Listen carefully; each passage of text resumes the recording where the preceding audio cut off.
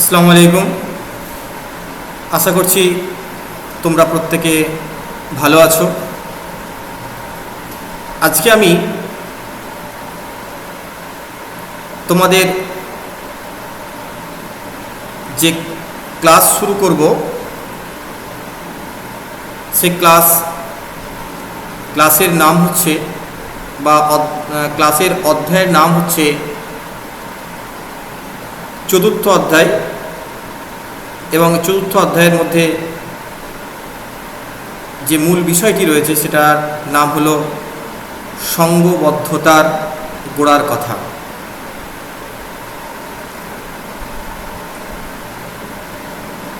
দেখো, এই শব্দটার মধ্য দিয়ে আমরা যেটা বুঝতে পারবো, যদি আলোচনা করি তাহলে তোমরা বুঝতে পারবে যে সঙ্ঘবদ্ধ শব্দের অর্থ হচ্ছে একত্রিত হওয়া। এই একত্রিত কেন ভারতীয়রা হলো এবং কাদের বিরুদ্ধে হলো, এর কারণ কি ছিল, সেই বিষয়গুলোই এই অধ্যায়ের মধ্যে আলোচনা করা হয়েছে। তোমরা জানো, এর আগের ক্লাসে আলোচনা করা হয়েছে যে 1757 খ্রিস্টাব্দে পলাশির যুদ্ধ এবং 1857 খ্রিস্টাব্দে মহাবিদ্রোহ। এই সময়, একটা দীর্ঘ সময়ের মধ্যে ভারতবর্ষে ইংরেজরা রাজত্ব করেছে এবং ভারতীয়দের ওপর ইংরেজদের শাসন, শোষণ, অবিচার, অত্যাচারের বিভিন্ন ঘটনা আমরা এর আগের ক্লাসে আলোচনা করেছি।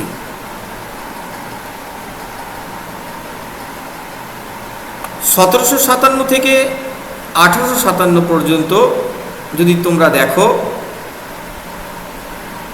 এই দীর্ঘ 100 বছরের মধ্যে ভারতবর্ষের বিভিন্ন প্রান্তে ইংরেজ শাসন, শোষণ, অবিচার এবং অত্যাচারের প্রতিবাদে আন্দোলন গড়ে উঠেছিল, কিন্তু আন্দোলনগুলো একত্রিতভাবে গড়ে ওঠেনি। অর্থাৎ ভারতবর্ষের বিভিন্ন প্রান্তে ব্রিটিশ বিরোধী যে আন্দোলনগুলো গড়ে উঠেছিল, সেই আন্দোলনগুলো ছড়িয়ে ছিটিয়ে গড়ে উঠেছিল, অর্থাৎ বিক্ষিপ্তভাবে আন্দোলনগুলো গড়ে উঠেছিল। কিন্তু আমরা প্রথম দেখলাম 1857 খ্রিস্টাব্দে মহাবিদ্রোহ, যাকে অনেক ঐতিহাসিক সিপাহী বিদ্রোহ বলেও আখ্যা দিয়েছেন। তো এই বিদ্রোহের মধ্য দিয়ে ইংরেজ সরকারের এতদিনের যে ভিত, সেই ভিত কিন্তু ভারতীয়রা কাঁপিয়ে দিয়েছিল, এবং এই বিদ্রোহের পরই ব্রিটিশরা ভাবতে শুরু করেছিল যে ভারতবর্ষে হয়তো আর বেশি দিন রাজত্ব করা তাদের পক্ষে সম্ভব হবে না। তো এই অধ্যায়ের যে বিষয়গুলো রয়েছে আমরা আলোচনা করব, এবং আমি তোমাদের কাছে আজকে যে বিষয়টা নিয়ে আলোচনা করতে চাইছি সেটা হচ্ছে যে সিপাহী বিদ্রোহের যে কারণ গুলো রয়েছে, তার মধ্যে দুটো বিষয় আজকের ক্লাসে আমি তোমাদের আলোচনা করব। প্রথমটা হচ্ছে সামাজিক কারণ, আর দ্বিতীয়টা হচ্ছে অর্থনৈতিক কারণ।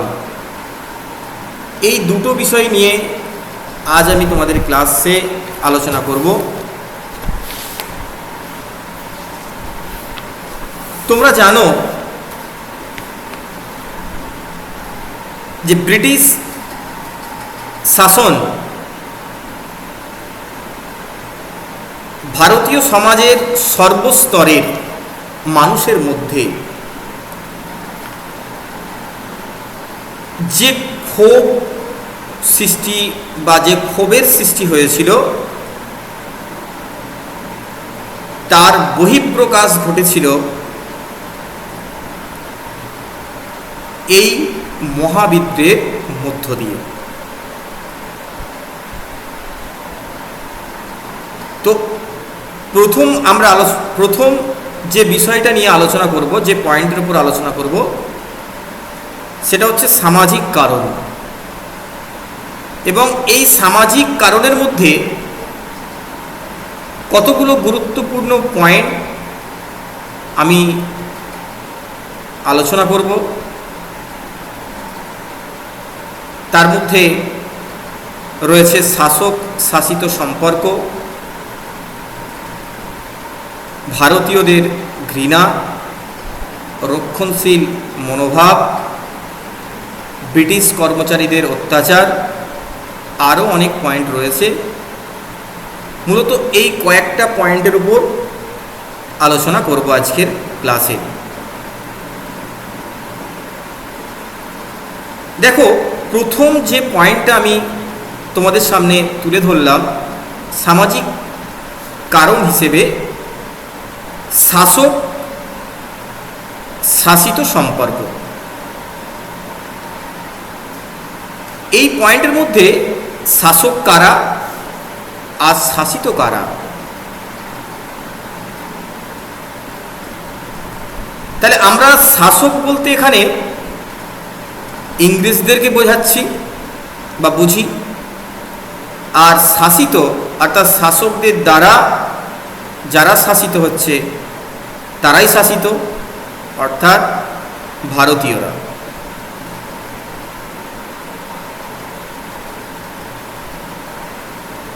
ব্রিটিশ শাসনকালে শাসক এবং শাসিতের মধ্যে সুসম্পর্ক ছিল না। অর্থাৎ যত দিন গেছে, সময় অতিবাহিত হয়েছে, ইংরেজ এবং ভারতীয়দের মধ্যে অর্থাৎ শাসক এবং শোষিতদের মধ্যে ব্যবধান, বৈষম্য ক্রমশ বেড়েছে। এবং একটা সময় ভারতীয়রা নিজ বাসভূমিতে পরবাসী হয়ে পড়ে।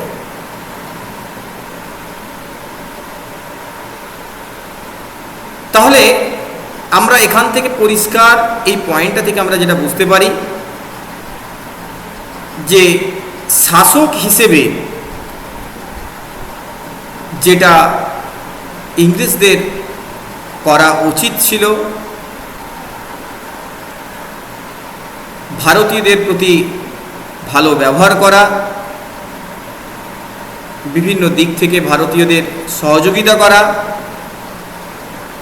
তা না করে তারা ভারতীয়দের উপর বিভিন্নভাবে বিভিন্ন সময় ছলে বলে কৌশলে তাদের উপর অত্যাচার এবং শোষণের মাত্রা কিন্তু বাড়িয়ে গেছে।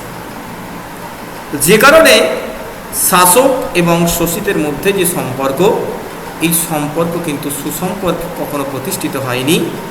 সম্পর্কের ব্যবধান বেড়েছে এবং সম্পর্কের ব্যবধান বাড়ার ফলে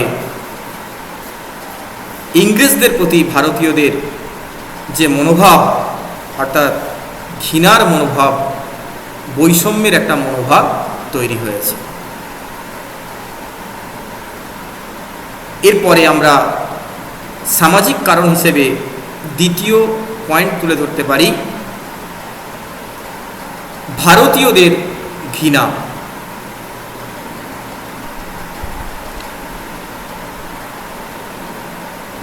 ইংরেজরা শুরু থেকেই ভারতীয়দের ঘৃণার চোখে দেখত, অর্থাৎ শিক্ষা প্রতিষ্ঠান, অফিস আদালত সর্বক্ষেত্রেই ভারতীয়দের বঞ্চনা করা হতো, তাদেরকে ঘৃণার চোখে দেখা হতো। এমনকি বহু ইউরোপীয় ক্লাবের দরজায় লেখা থাকত কুকুর এবং ভারতীয়দের প্রবেশ নিষেধ। তাহলে ভারতীয়দেরকে এই কথা থেকে আমরা পরিষ্কার বুঝতে পারি যে ভারতীয়দেরকে তারা কতটা ঘৃণার চোখে দেখত, অর্থাৎ একটা পশুর সঙ্গে ভারতীয়দেরকে তারা তুলনা করত। অর্থাৎ আমাদের দেশেই তারা রাজত্ব করছে, আমাদেরকেই তারা শোষণ করছে, আমাদের উপর অত্যাচার করছে, আমাদের উপর আবার অবিচার স্বরূপ আমাদেরকে আবার তারা, অর্থাৎ ভারতীয়দেরকে তারা পশুর সঙ্গে তুলনা করছে। এইভাবে সামাজিক যে ব্যবধান, সামাজিক যে বৈষম্য, সেই বৈষম্য কিন্তু ইংরেজদের মনোভাব এমনকি তাদের কাজকর্মের মধ্যেও প্রকাশ পেয়েছিল। এরপর আমরা সামাজিক কারণ হিসেবে যে বিষয়টিকে তুলে ধরতে পারি সেটি হলো রক্ষণশীল মনোভাব।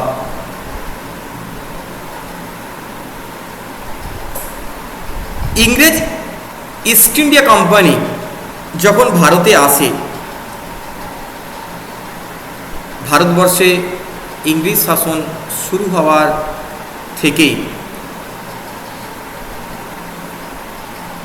এদেশে বিদেশি শ্বেতাঙ্গ শাসন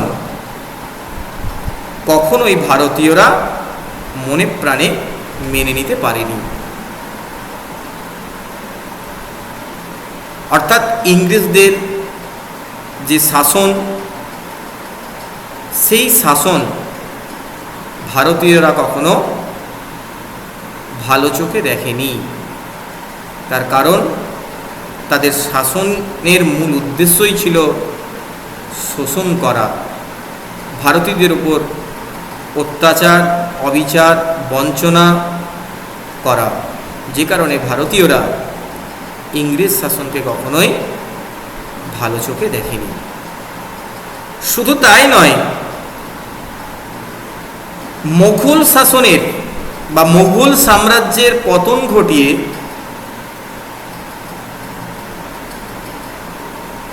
ইংরেজরা ভারতবর্ষে তাদের শাসন প্রতিষ্ঠিত করেছিল, যে কারণে মুসলিমরাও ব্রিটিশদের উপর ক্ষুব্ধ ছিল। আবার সতীদাহ প্রথা নিষিদ্ধ, বিধবা বিবাহ প্রচলন প্রভৃতির জন্য রক্ষণশীল হিন্দুরাও ব্রিটিশদের উপর ক্ষুব্ধ ছিল। তাহলে আমরা দেখতে পাচ্ছি এই পয়েন্ট থেকে যে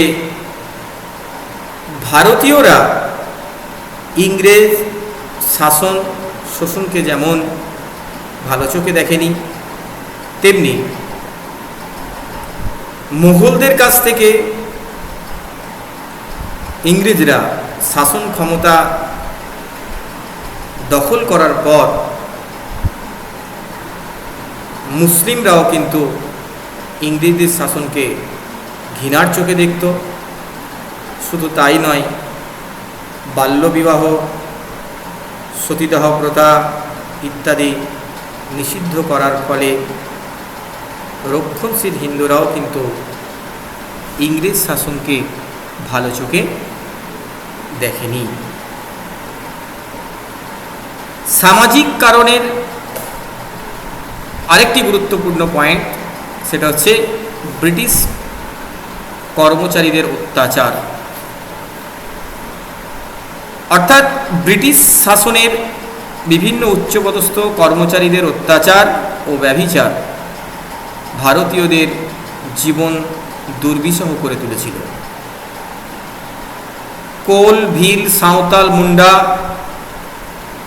প্রভৃতি আদিবাসী সম্প্রদায়গুলি চরম অত্যাচার ও নির্যাতনের শিকার হতো। এই কারণে ভারতীয় ব্রিটিশদের প্রতি প্রচণ্ড ক্ষুব্ধ ছিল। এইভাবে সামাজিক কারণ হিসেবে এই বিষয়গুলি অত্যন্ত গুরুত্বপূর্ণ, যেটা আমি আজকে তোমাদের ক্লাসে তুলে ধরলাম।